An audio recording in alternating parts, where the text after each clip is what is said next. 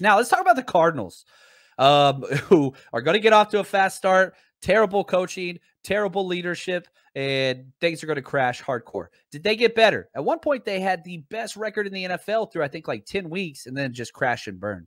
Listen to this. I think they lost their best player on their entire team in Chandler Jones. He left $17 million a year. Trent Baalke's crazy ass. He signed Christian Kirk for $18 million a year. That makes 0 sense. Deebo Samuel's going to cash in big time. I think $22.5 million is what Deebo ended up getting. Chase Edmonds gone, $6 million a year. Jordan Hicks, their linebacker, $5 million a year. Listen to what they've signed. That was it. That was it. They didn't sign anybody. No contracts have been finalized yet. So they have lost $46 million worth of contracts, just average per year. That Chandler Jones, I think he was probably one of the best players in the NFC. I think he's still playing at elite level. The Raiders got a baller. The 49ers were in on Chandler Jones and made offers. They were one of the finalists. But man, I hate that we didn't get to lock him up. I really, really do. But this is the 49ers approach, right? They're going to go after guys, and they're going to kick the tires and test everybody, but they're looking for discounted players. And so they make a qualifying offer. Look, you want to go play for the Raiders? Enjoy yourself. You want to come play for a championship here? You might have to take a little bit left. That's where that is. So I wish we could have got him. But, man, yeah, I'm with you, Shot J. House of Cards. It's going to all fall apart, man. It's gonna all. Now, let's look at another team, the Rams. Super Bowl champs, you got to give it to them. They pushed all their chips in, and it went off. It happened. And so I'm not happy for them. Screw the Rams. But they have lost a lot, and it's not the first year they've done this, right? So what have they lost? They lost Von Miller, $20 million a year. They lost their starting corner opposite of Jalen Ramsey's, Darius Williams, $10 million a year. Austin Corbett, 8.7, key offensive lineman. Sebastian Day, one of the most important pieces of their Super Bowl victory, $8 million. Johnny Hecker, their punter forever, $2.5 million. And Okoronkwo, $3.5 million. What did they gain? They gained one player. Allen Robinson, it's a big player. He got $15.5 million to go there, and that's a big signing. I'm not trying to downplay that at all. But whenever you look at everything that they lost and everything they gained, they lost $37.2 million worth of value in their cap. Again, not saying this is the best way to articulate it, but it's the most like unarbitrary, I felt like. Like, what is something that like I'm removing myself from how these valuable players are worth and all those things. And this is what I came up with. Average amount of contract per year on their current deals and what that looks like. So again, the Rams, everybody wants to talk all the time about how, salary cap's fake. And to a certain extent it is. But whenever you look at the Rams, they are losing key starters. They don't win the Super Bowl without Von Miller. They traded a second and third for half a season, but they got the Super Bowl. So it was worth it for them. But those picks are gone. They lost the starting corner. They lost the starting lineman. They lost the starting defensive tackle. They lost their punter. And they got a wide receiver. Allen Robinson's for real. But whenever you look at it, this Rams team is not going to be as good as the Rams team was last year. That's all there is to it. Now, maybe in the future, they'll trade all their picks and look forward. And, I know what the Rams do, and I get it. But this team is not as good as the previous team. And whenever you look at their draft picks, they don't have any.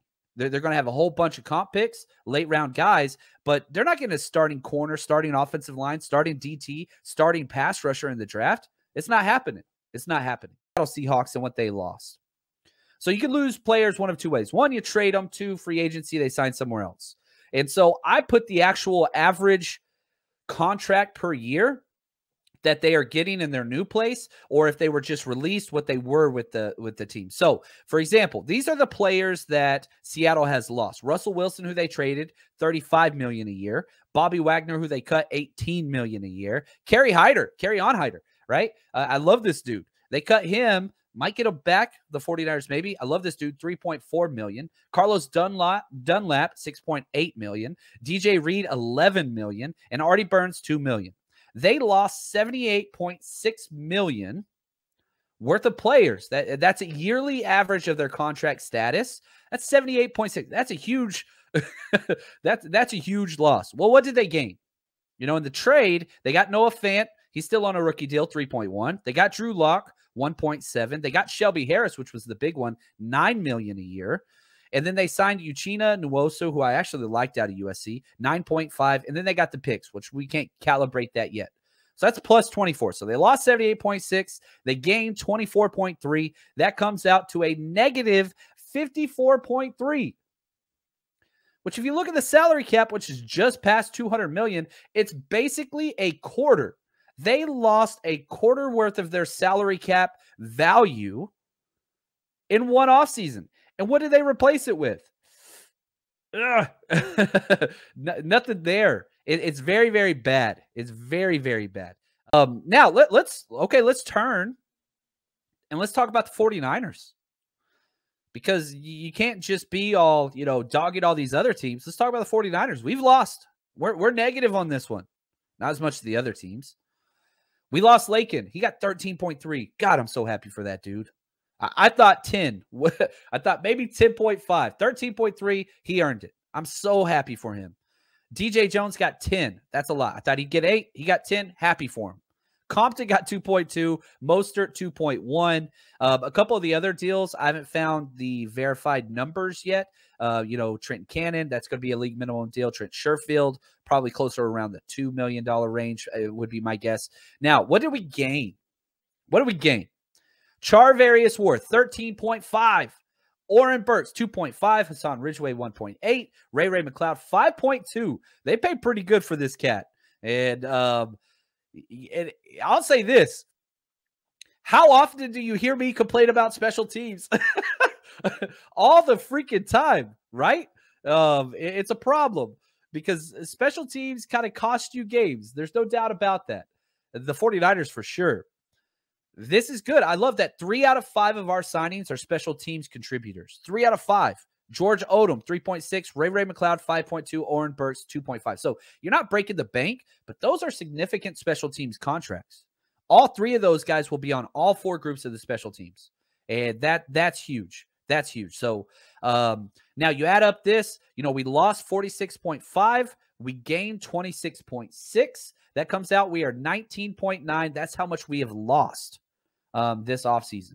So, again, just look at the numbers from lost the least to the most. 49ers lost the least, 19.9. Then you got the Rams, 37.2. Then you got Cardinals, 46. Then you got Seahawks, 54.3. That's a lot. So, the entire NFC West, right? Take your homer glasses off. The 49ers are not a better team currently than they were with those other guys. Now, that's predicated upon a few things. Do we replace DJ Jones? If you believe Javon Kinlaw is going to be a stud, then we're going to be okay there. Lakin, that's a huge loss. If you believe Aaron Banks is going to be the player that they drafted him to be, well, then it's not that big of a loss. So we got better at corner. There's no doubt about that. That was the biggest need for, everybody was saying was the biggest need. And so I don't know. Have we lost? Yes. Are there some nuance to that statement, right? That perhaps we're going to be all right. And if that's the case, we'll see here. But if Kinlaw and Aaron Banks show out, then you're going to look back at this off season and be like, golly, they played this so well. But it could go the other way. What if Kinlaw is not healthy? We're going to have a huge problem in the middle. And we saw what happens when we have bad run support up the middle. Fred Warner's not elite. And do you want your young quarterback having a questionable starter at left guard whenever you're putting him in there and handing the keys over? So we'll see here, man. We'll see.